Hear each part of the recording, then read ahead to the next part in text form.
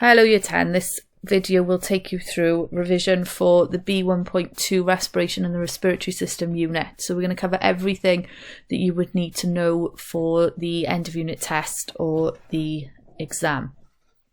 I'd like you to start by having a look at the screen. There are some statements there about respiration. What I'd like you to do is to pause the video, look at the statements and decide which ones you think are the closest to the truth and which ones are wrong.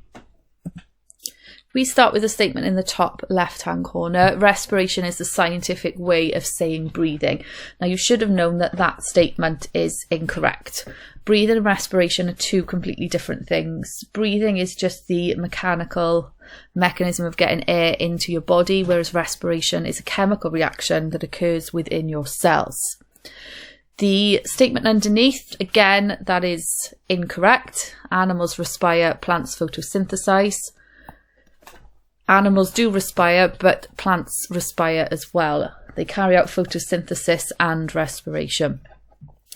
The third statement then, again, is false. Respiration is a way to produce energy. If you use the word produce in an exam, you're going to lose marks. Respiration releases energy. It doesn't produce it. The last statement then is the only one that is correct. Respiration is a chemical reaction that releases energy for the cells of your body to use. We're going to start with a quick recap of aerobic respiration first of all. So you need to know that aerobic respiration uses glucose and oxygen to release energy in the form of ATP if you're sitting higher tier. The glucose from your food reacts with the oxygen from the air and is oxidized. Aerobic means that this type of respiration is occurring in the presence of oxygen. And as you should know from the first unit, the reactions in respiration are speeded up by enzymes acting as biological catalysts. It's really important that you know the equation for respiration, so you should be able to just write this equation out. So glucose plus oxygen, and you are releasing carbon dioxide, water and energy. And as I said just now, energy is not produced or made during respiration. Be careful with the language you're using. Energy is released. The energy that you release during respiration would be used in your body for lots of different things. Some of it would be used for movement. You'd be using it for growth and repair, building up new molecules and maintaining your body temperature. You also need to know where aerobic respiration happens. So that's happening in the mitochondria of your cells. As you can see on the diagram there, one is a mitochondrion. More than one, you'd be referring to mitochondria. So aerobic respiration takes place inside the mitochondria, which are found in animal and plant cells. The second type of respiration that you need to know about is anaerobic respiration. So the big difference here is that anaerobic respiration does not require oxygen. So if you're carrying out strenuous exercise and you can't get enough oxygen to the cells within your muscles, they will switch to anaerobic respiration. So with this one, again, you need to know the equation. So glucose is turned into lactic acid as a waste product and a little bit of energy. So anaerobic respiration is far less efficient than aerobic respiration because you're not releasing all of the energy from each molecule of glucose. So there are some disadvantages to carrying out anaerobic respiration. Only a small portion of the energy contained in the glucose is released because you are not completely breaking down the molecules. So it's less efficient than aerobic respiration. Lactic acid also is harmful to the body. So when you're carrying out anaerobic respiration, building up lactic acid, it can build up in the muscle cells and cause cramp. So when you finish exercising, that means you'll need to break down that lactic acid. To do that, you would take in extra oxygen. So after exercise, you'll find that your breathing is deeper and quicker to bring in that extra oxygen and break down the lactic acid. We refer to this as the oxygen debt because you owe your body oxygen. Okay, we're just going to do a quick quiz. If you've got a piece of paper and a pencil or a pen in front of you, I'd just like you to jot down the answers to these questions. Pause the video, take your time, answer the questions, and then I'll go through them in a minute. So these are the questions you need to answer. Where in a cell does respiration occur? What is the equation for anaerobic respiration? What is the difference between the terms aerobic and anaerobic? Which process provides more energy? And how might exercise affect the rate of respiration? So pause the video, have a go at answering the questions, and then I'll go through them in a second. Okay, so for the first question, where in the cell does respiration occur? You should have had mitochondria. What is the equation for anaerobic respiration? So for anaerobic respiration, you should have glucose as the only reactant, and then you would be producing lactic acid and energy.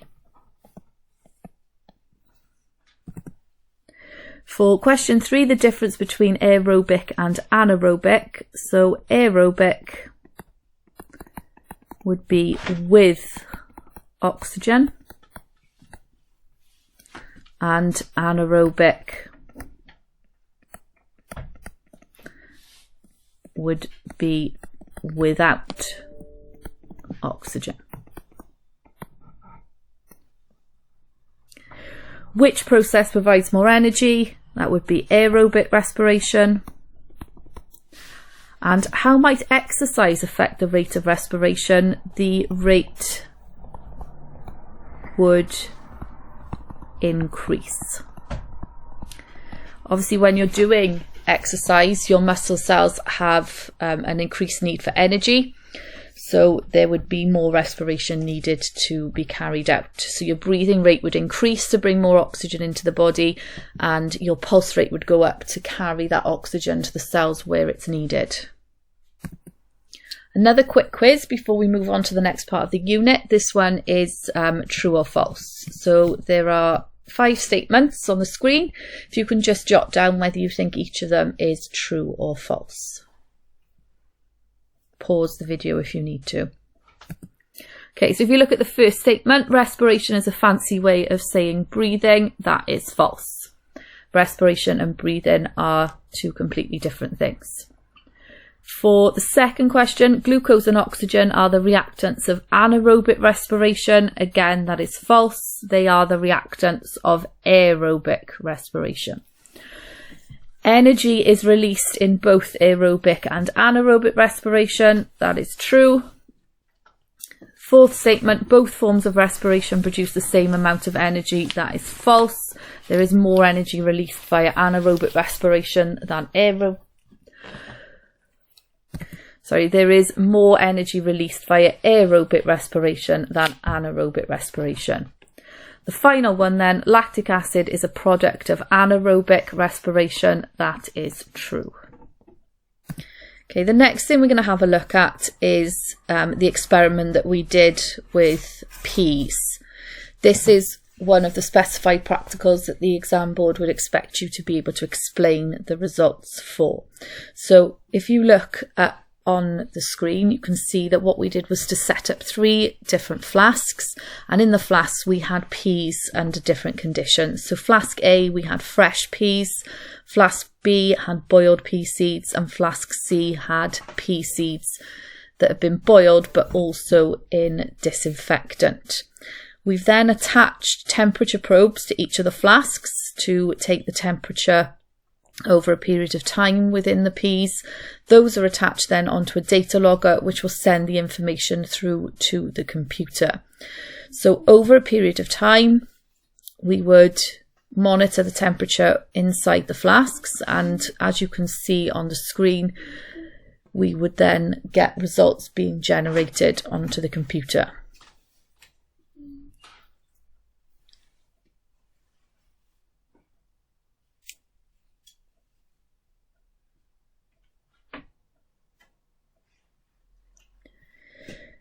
Okay, so this would be a graph of the results. So you can see that the blue line is the fresh pea seeds, and the temperature over the course of the 6 days has increased from 20 to 30 degrees because the peas are carrying out respiration, which is releasing heat energy into the flask.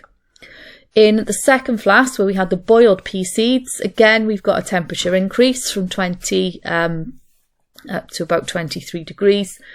In that flask, the peas have been boiled, so their enzymes will have been denatured and they will be unable to carry out respiration. However, we are seeing a slight temperature increase because there will be microorganisms like bacteria within the flask which will be respiring, carrying out respiration, releasing heat energy, increasing the temperature within that flask. For the third flask, we've got the boiled pea seeds and disinfectant. No temperature increase there at all because the seeds have been boiled, so they're not able to respire, and the disinfectant has killed any bacteria within the flask. Now we're going to move on to have a look at the respiratory system, so thinking about how air gets down into your lungs, and then we'll move on to have a look at how we actually breathe. So looking at the respiratory system, the first label is the larynx. So the larynx will help to maintain an open airway. It'll help to route food and air down into your body, and it's also got a role to play with sound production. So air will come in through the body, through the nose, through the nasal cavity, and then obviously through the mouth as well, and then down through the larynx into the trachea. The trachea is the main tube that will be carrying air down into the lungs. The next label is a lung. We then look at the intercostal muscles. So the intercostal muscles are found between the ribs. So when you're looking at a diagram of the respiratory system, this is a common mistake people make. The ribs would be white and then the intercostal muscles will be a darker colour, so you can tell them apart. So the intercostal muscles will contract and relax as you're breathing in and out to help move the rib cage. Next label then is the bronchus. So once air has travelled down the trachea, the trachea then splits into two, so we've got a bronchus going into each lung. The bronchi will then split into lots of little tubes called the bronchioles, taking the air deeper down into your respiratory system. The next label then is the heart. Obviously the job of the heart is to pump blood around the body. We will look at the structure of the heart in a later unit. The ribs then are there to protect the vital organs, the lungs and the heart, and they play a role as well when you are breathing in and out. And then right at the end of your passages, so air goes down the trachea, down the bronchus, through the bronchioles, and then finally into the little air sacs. Each one of them is called an alveolus. Last part of your respiratory system then, which you need to be able to label, is the diaphragm. So the diaphragm is a sheet of muscle and it can move up and down to help you with breathing.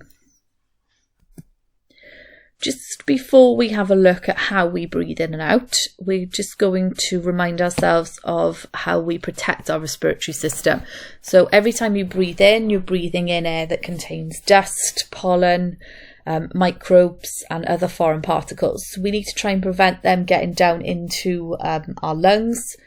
So we have two cells lining the respiratory passages that will help us with those. So goblet cells with lots of ribosomes. You should remember from the first units that ribosomes are used to make protein. So those produce mucus. Mucus is a protein, hence why those cells need lots of ribosomes. So that mucus then will line your respiratory passages, and anything that you're breathing in, as I mentioned earlier, things like pollen and dust will get trapped in the mucus, so they can't get any further down into your respiratory system. The other cells that would be with the goblet cells are called ciliated cells. So those have little hairs on them called cilia, which will move back and forth to remove the mucus out of your respiratory system. So to help them do that, again, this should be something that you know from the previous unit and from what we've just talked about. They've got lots of mitochondria to release energy by respiration. Okay, this animation shows you what is happening in the body as we're breathing in and out. So when we breathe in, the intercostal muscles between the ribs will contract, moving the rib cage upwards and outwards, and the diaphragm will contract and move down. What that does is to increase the volume within the chest, decrease the pressure, so air is sucked into the body. When we breathe out, the opposite happens. The intercostal muscles relax, the rib cage moves down and in, the diaphragm relaxes and goes upwards. That reduces the volume inside the chest, increases the pressure, and pushes air then back out of the body. We can demonstrate that mechanism of breathing in and out by using the bell jar as a model. You will have seen this in your lessons. So with the bell jar, I've got the glass jar, which is representing your chest cavity, the glass tube coming down representing your trachea and the bronchi, and then we've got some lungs which are represented by balloons. At the bottom then we've got a rubber sheet which would be representing the diaphragm. So this model will show you what happens when you are breathing in and out. So for expiration, so breathing out, we would push the rubber sheet up or let go of the rubber sheet. That decreases the volume inside the bell jar, increasing the pressure, and pushes the air out, deflating the balloons. When we're using it to show inspiration or breathing in, we pull the rubber sheet down. That increases the volume inside the bell jar, reduces the pressure. Air is then sucked into the balloons and they will inflate.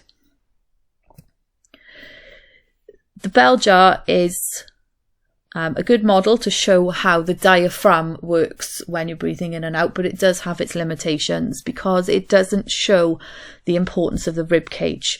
The bell jar itself is fixed. It doesn't show how the rib cage is moving in and out, allowing you to inspire and expire. Once the air reaches the end of the bronchioles, it then goes into an air sac or an alveolus. Now this is where the important part of this process happens, where we have gas exchange. So oxygen goes from the air sac into the blood vessel. Okay, so there'd be a capillary going around the outside of the air sac, and carbon dioxide then is able to leave the capillary, come back into the air sac so that we can breathe it out. Now the reason that happens, and again you need to think back to the first unit, this is diffusion. So oxygen is moving from the air sac into the capillary because it is at a higher concentration within the air sac. Carbon dioxide would be at a higher concentration in the capillary because this blood has been around the body, it's dropped off all its oxygen and picked up the carbon dioxide. So the carbon dioxide concentration is greater in the capillary than the air sac, so the CO2 will diffuse out so that you can breathe it out. Now the alveolus has a lot of adaptations that help it to do this process because we need to get those gases exchanged at a fast enough rate to get oxygen and respiration happening in all of your cells. So to aid gas exchange, lots of adaptations. Firstly, there are thousands of these little air sacs within your lungs. So they've got a massive surface area for the exchange of gases. Also, as you can see on the diagram, the wall of the alveolus is only one cell thick, and the wall of the capillary is exactly the same. So the gases have a very short distance to travel to get from the alveolus into the capillary and vice versa. The alveolus also has a layer of moisture lining its surface. The oxygen is able to dissolve into that moisture so that it can then diffuse more easily from the air sac into the capillary. The fluid also stops the walls of the alveolus sticking together. I've added a link to BBC Bite Size with a bit more information about the alveolus if you want to watch that. So it's in the same section on Study Zone as this video. Now I'm going to have a think about the difference between the air that you breathe in and the air that you breathe out. So the composition of inhaled air and exhaled air. What I'd like you to do is pause the video, copy out this table onto a piece of paper and try and fill in the blanks, please.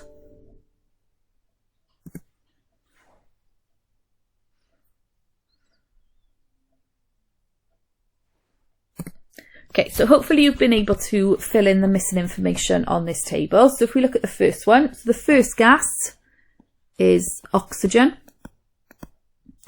In inhaled air, we would have about 21% oxygen, and then in exhaled air, it goes down to about 16%. The reason for the difference is that oxygen obviously is absorbed into the bloodstream, and then it is used in respiration. The second gas then is carbon dioxide. So in inhaled air we have approximately 0.04% carbon dioxide, whereas in exhaled air we have 100 times more, about approximately 4%. Reason for that is as you're carrying out respiration using the oxygen, you are making then CO2 as a waste product. The third gas then is nitrogen. So this makes up the majority of the air around us, 78% in the air we breathe in, but also 78% in the air that we breathe out, because nitrogen is not used for anything within the body. The next gas would be all the other sort of gases in the air, particularly the noble gases.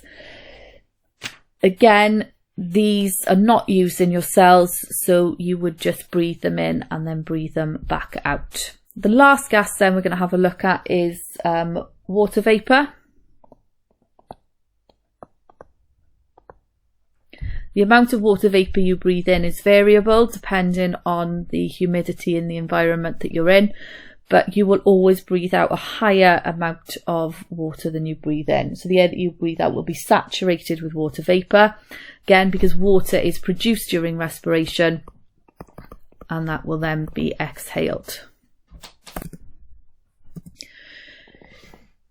With regards to the gases in the air, you need to be able to explain how you would test for carbon dioxide. So it's a really simple test. If you want to establish if carbon dioxide is present, you would need to bubble it through lime water. If carbon dioxide is present, the lime water would turn milky or cloudy. We can use this piece of equipment then that you can see on the screen if we want to look at the difference between carbon dioxide in inspired and expired air. So someone would breathe in and out through the mouthpiece. As they're breathing in, you can see that we would have bubbles in tube A. So tube A is in, and as they breathe out then it would bubble through tube B. So tube B is exhaled air. What you would see in this example is that the air in the lime water in tube B would turn cloudy or milky first because there is more carbon dioxide in the air that we're breathing out. The lime water in tube A would eventually turn cloudy because there is a small amount of carbon dioxide in the air that we're breathing in as well. Just going to have a quick look now at things that may affect the respiratory system. Okay, so particularly the effect of smoking. People who smoke will be inhaling various different chemicals. Some of those chemicals will affect those mechanisms we talked about earlier, which are keeping your respiratory system clean. So the chemicals may paralyze the cilia, the little hairs, and it will also contain particles which could clog up the mucus. So the cilia and mucus then are not able to do their jobs in keeping the respiratory system clear. That's going to increase the risk then of disease within the respiratory system. Within cigarettes, you'd also have chemicals like tar, which is a carcinogen, a cancer-causing chemical. They also contain nicotine, which is the addictive drug that people who smoke obviously will be addicted to. And the smoke from cigarettes can also destroy lung tissue, which can lead to a condition called emphysema. So you've done some research on some respiratory diseases, so you should be able to tell us the effects of chronic bronchitis, emphysema and lung cancer on the respiratory system. But just to remind you, chronic bronchitis is a condition where the airways become inflamed, leading to overproduction of mucus, which can block up then your respiratory passages and make breathing quite difficult. Associated often then with chronic bronchitis is emphysema, where the walls of the alveoli become stretched. They lose some of their elasticity, and that then will prevent them from exchanging gases as well as they usually would. So people with emphysema will be breathless and not able to get enough oxygen to the cells of their body. The last disease that you looked at was lung cancer. So that would be where the cells in the lungs will be dividing uncontrollably, which forms thickened tissue, so tumours within the lungs. Obviously that's going to decrease the efficiency of gas exchange. So to monitor people's respiratory systems, we would use equipment like you can see on the screen. So a peak flow meter is used to help health professionals diagnose and monitor the progress of these sorts of conditions.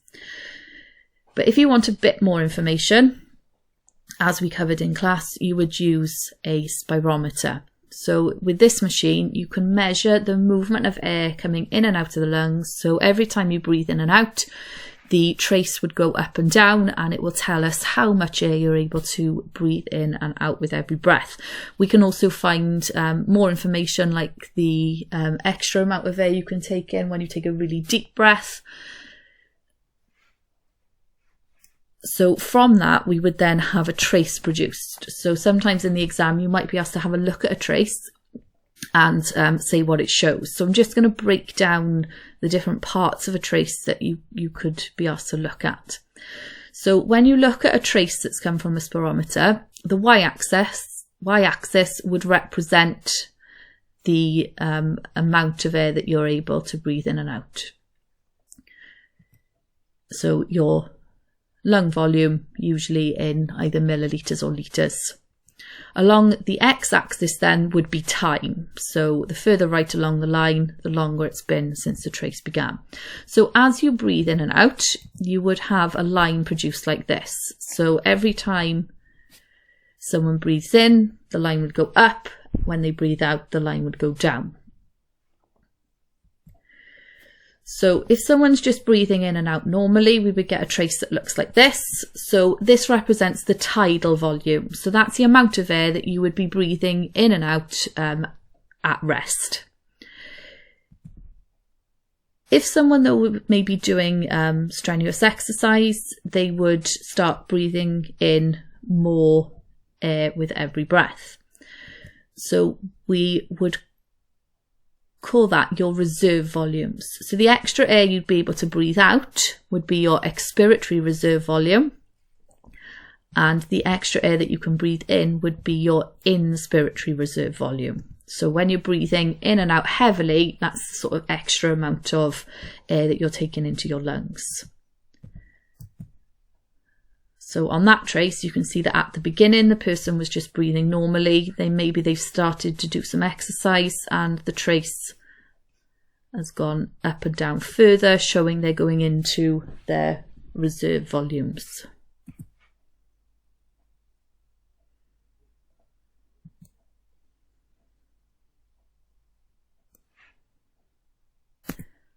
There will always be, however, some air that remains inside the lungs. You can't completely get all of the air out of your lungs. This should be called the residual volume.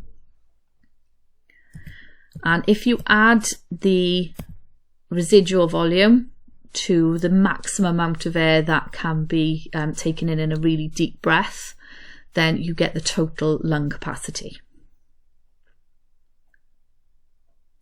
Okay, so I've covered everything that you would need to know for this unit. So what I'd like you to do now, on Study Zone, there is a revision quiz out of 30, which I would like you to have a go at.